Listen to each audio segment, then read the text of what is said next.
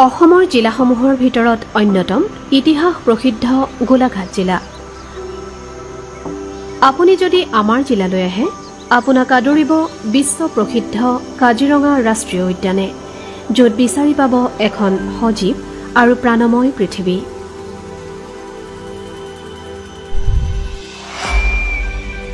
কাজিৰঙাৰ দৰে নামবৰ অভয়াৰণ্যৰো আছে এক সুকীয়া ঐতিহ্য।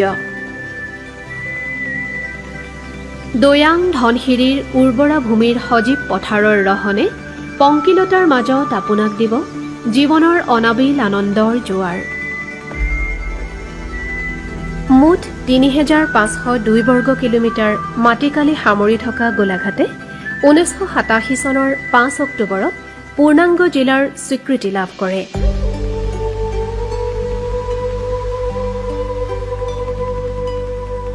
উত্তৰে ব্ৰহ্মপুত্ৰৰ বুদিধাৰ, দক্ষিণে নাগালেণ্ড, পূবে যোৰহাট আৰু পশ্চিমে অসমৰ দুই অন্যতম বৃহৎ জিলা নগাঁও আৰু কাৰ্বি আংলঙে আগুৰি আছে গোলাঘাট জিলা। গোলাঘাট, বোকাখাট আৰু ধনশিৰি এই তিনিটা মহকুমাৰে গঠিত গোলাঘাট জিলাৰ উল্লেখনীয় নগৰসমূহৰ ভিতৰত দেৰগাঁও, সৰুপথাৰ, বৰপথাৰ, বোকাখাট আদি অন্যতম।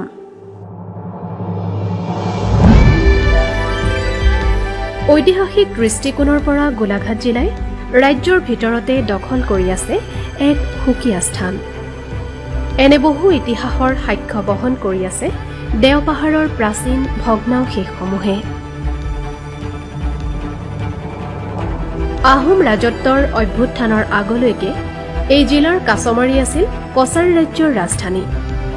আজিও কাছমাৰী অঞ্চলৰ আশে পাশে আৱিষ্কৃত হৈ আছে সেই যুগৰ বহু সাক্ষী। জিলাখনৰ নগাজৰি খনিকৰ গাঁও অঞ্চলত উদ্ধাৰ হোৱা শিলালিপিসমূহক খ্ৰীষ্টীয় ৫ম শতিকাৰে অতি প্ৰাচীন শিলালিপি বুলি ক'ব খোজে বুৰঞ্জীবিদসকলে।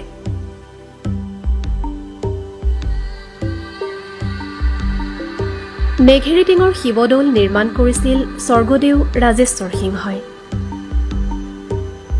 সেইদৰে বোকাখাটৰ ওচৰৰ কাকথান অতি পুৰণি আৰু এই থানৰ লগত আহোম স্বৰ্গদেউ গদাধৰ সিংহৰ নাম জড়িত হৈ আছে। স্বৰ্গদেউ গদাধৰ সিংহৰ স্মৃতি বিজড়িত আন এক ধৰ্মীয় স্থান হৈছে পবিত্ৰ আঠখেলীয়া নামঘৰ। ঐতিহাসিক ঢোদৰ আলি এই জিলাৰ মাজেদিয়ে আৰম্ভণি হৈ ডিব্ৰুগড় জিলালৈকে প্ৰসাৰিত হৈ আছে। একেদৰে নুমলীগড়ৰ ধ্বংসাৱশেষ, ৰাঙলী আইদেউৰ মৈদাম আদিৰ দৰে কীৰ্তিচিহ্ন পুখুৰী আদিত বিয়পি আছে নানা ঐতিহাসিক সমল। গোলাঘাট জিলাৰ মিছামৰা মৌজাৰ খনিকৰ গাঁৱত সংৰক্ষিত খনিকৰ পুথিত অসমীয়াত লিপিবদ্ধ আছে মহাপুৰুষ দুজনাৰ কীৰ্তন আৰু নামঘোষা গ্ৰন্থ দুখনি।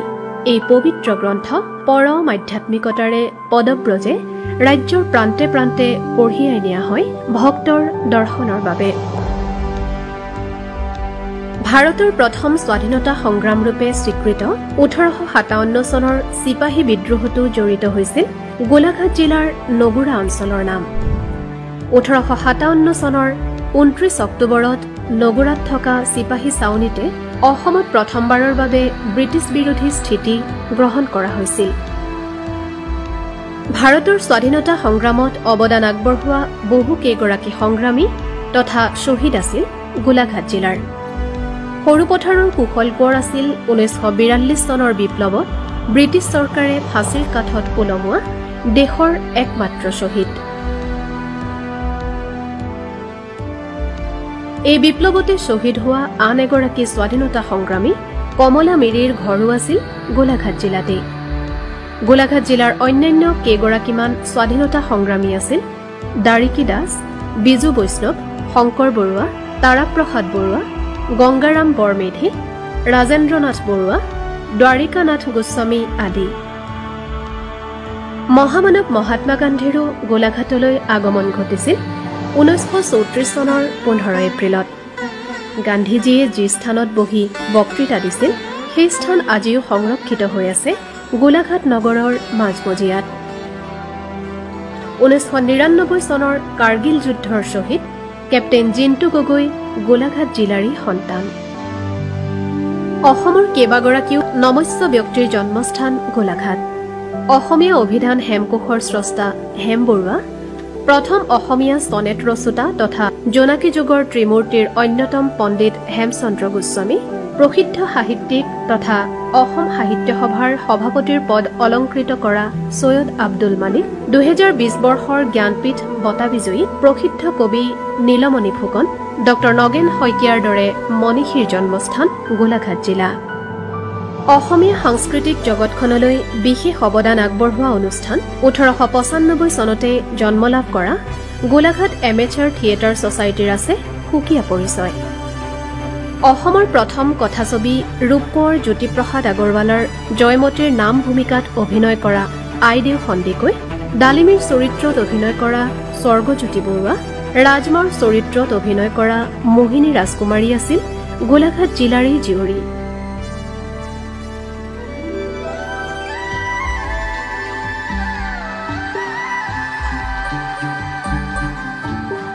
বিভিন্ন জাতি জনগোষ্ঠীৰ লোকেৰে সমৃদ্ধ গোলাঘাট জিলা বাৰেবৰণীয়া সংস্কৃতিৰ মিলনভূমি।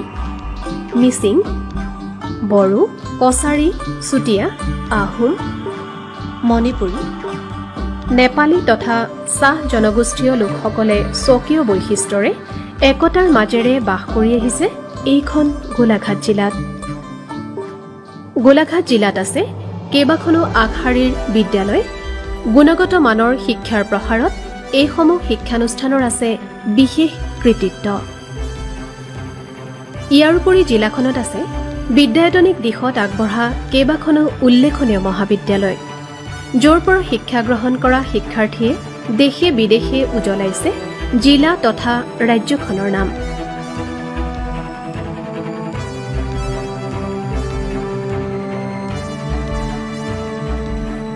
উচ্চ শিক্ষা আৰু উন্নত চিকিৎসাৰ মধ্যমণি হৈ এইখন গোলাঘাটতেই নিৰ্মাণ হৈ উঠিব বীৰাংগনা সতীসাধনী ৰাজ্যিক বিশ্ববিদ্যালয়, গোলাঘাট চিকিৎসা মহাবিদ্যালয়, গোলাঘাট কৰ্কট প্ৰতিষ্ঠান আৰু দেৰগাঁৱৰ সৈনিক স্কুলৰ দৰে অনুষ্ঠানে।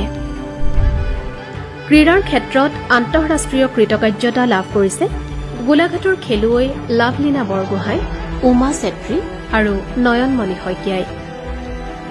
গোলাঘাট নগৰৰ মাজমজিয়াত অৱস্থিত প্ৰকৃতিবিদ ডক্টৰ ৰবীন বেনাৰ্জীৰ বাসভৱন অৰ্থাৎ নেচাৰেল হিষ্ট্ৰী মিউজিয়াম, য'ত সংৰক্ষিত হৈ আছে ডক্টৰ ৰবীন বেনাৰ্জীয়ে এটা এটাকৈ সংগ্ৰহ কৰা বহু আপুৰুগীয়া সম্পদ।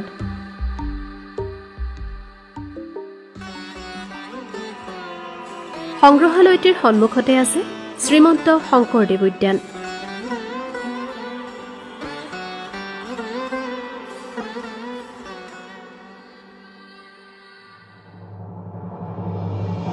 বৰ্তমান নানা সৰু বৰ উদ্যোগে গঢ় লৈ উঠা গোলাঘাট জিলাত চাহ উদ্যোগৰ লগতে আটাইতকৈ বৃহৎ উদ্যোগটো হৈছে নুমলীগড় শোধনাগাৰ। দাবিডুবিত নিৰ্মাণ হৈ আছে অসম আগৰ আন্তঃৰাষ্ট্ৰীয় বাণিজ্য কেন্দ্ৰ।